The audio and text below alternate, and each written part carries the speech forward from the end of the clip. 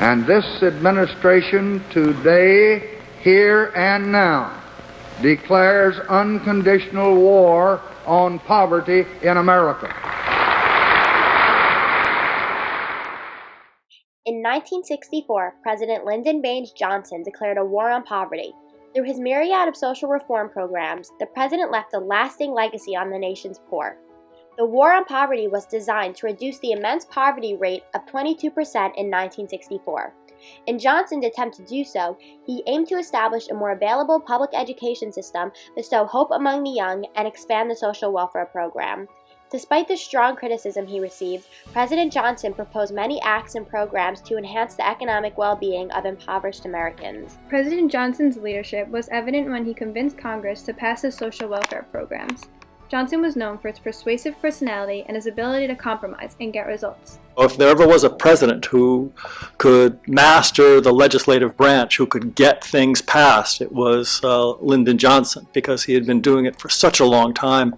Senator Barry Goldwater, his opponent in the 1964 election, was an avid opponent of the war on poverty. There were many critics who believed Johnson's push for the war on poverty was just an effort to win votes in the fall election of 1964. Southern Democrats were also major opponents, which was ironic since the South was the region with the greatest concentration of poverty. This demonstrated the link between opposition to civil rights and the war on poverty. Johnson's Texas roots helped him gain support from Southern congressmen. President Johnson proved his leadership skills by making deals with his political opponents. I thought you told me 2 months ago that you were going to pass a bill for me. That's right. Well, what happened? All hell's broken loose. Now, you know I'm for you, and you know that I'm going to help you any way I can. I've got nothing to do with what you're doing in the House investigation, but you've damn near defeated the best education bill I've got, and I hope you're going to be proud of it. The war on poverty was the center of Johnson's presidency. Often presidents have something that's close to their hearts that they want to define them and their legacy as a president. And for Johnson, the war on poverty was to be his legacy. Johnson's upbringing in East Texas allowed him to experience poverty firsthand. The Great Depression and New Deal influenced his belief that the government should help bring poor citizens out of poverty. Johnson sought to enhance Franklin Delano Roosevelt's New Deal legacy. The Economic Opportunity Act of 1964 was proposed by Johnson to provide every citizen with the opportunity for education and training, the opportunity to work, and the opportunity to live in civility and dignity. The unfortunate circumstances that led to the need for an Economic Opportunity Act was that in 1964, more than 1/5 of the total U.S. population was living in poverty, earning less than $3,000 per year. In a period of unprecedented prosperity, approximately 1/2 of all non-whites were living in poverty. The philosophy behind the Economic Opportunity Act was that the government has an obligation to offer the American people a chance to earn and maintain a comfortable living for themselves and their families. With the adoption of the Economic Opportunity Act, 11 additional programs were established. Job Corps, Neighborhood Youth Corps, Work Study, Head Start, the Food Stamp System, Urban and Rural Community Action, Adult Basic Education, Voluntary Assistance for Needy Children, Loans to Rural Families, Assistance for Migrant Agricultural Employees, Employment and Investment Incentives, Work Experience, and Volunteers in Service to America. The main purpose of each of these programs was to provide the needy with the chance to better their lives.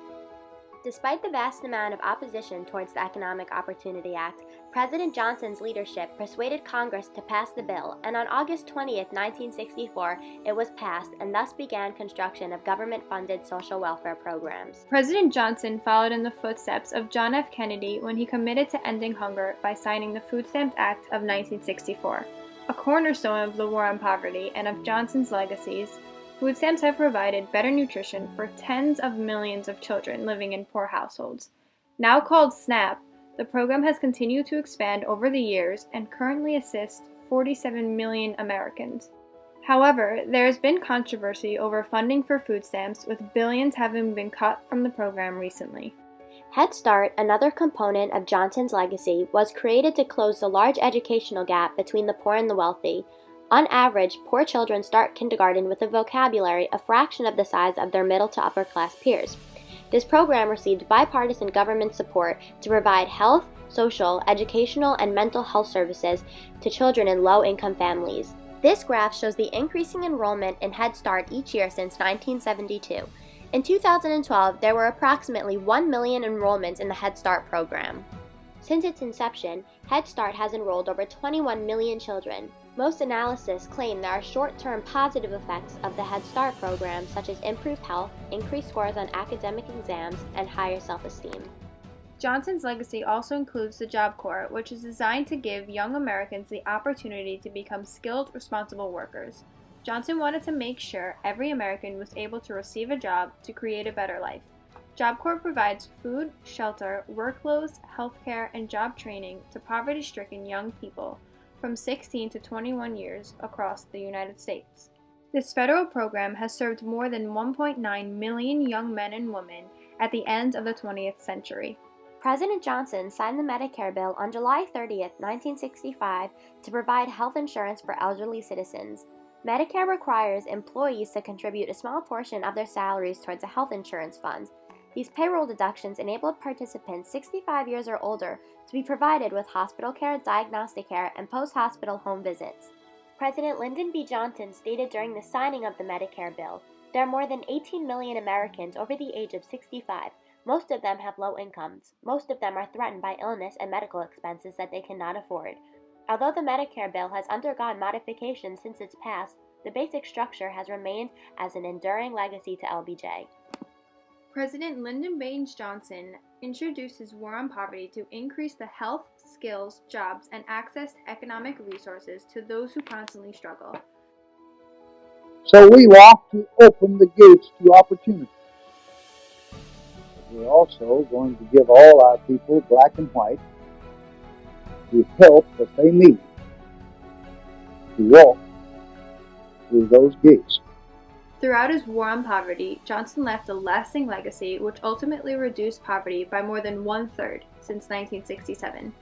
This graph shows the predicted poverty rates without Johnson's social welfare programs. It is evident that the poverty rates in America were reduced after Johnson's wage of the War on Poverty in 1964.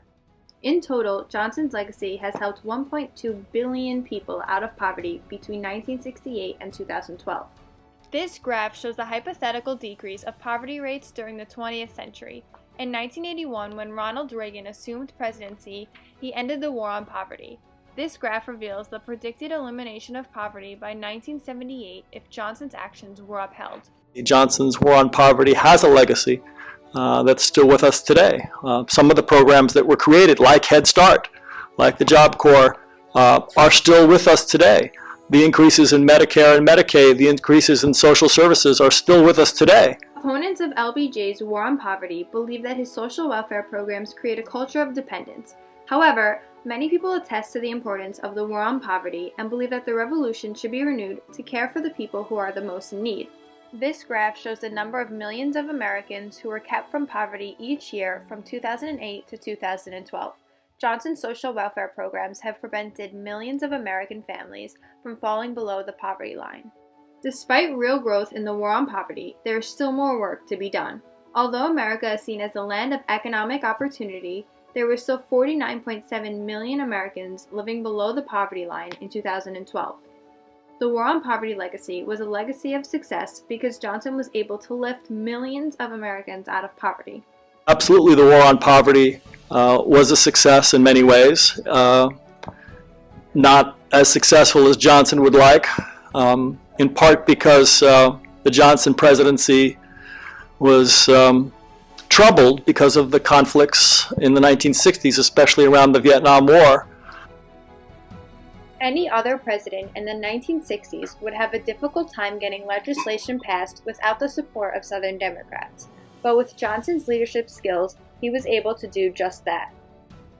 Lyndon Baines Johnson was able to leave a lasting legacy and provide America's poor with hope for the future through his extensive social welfare programs.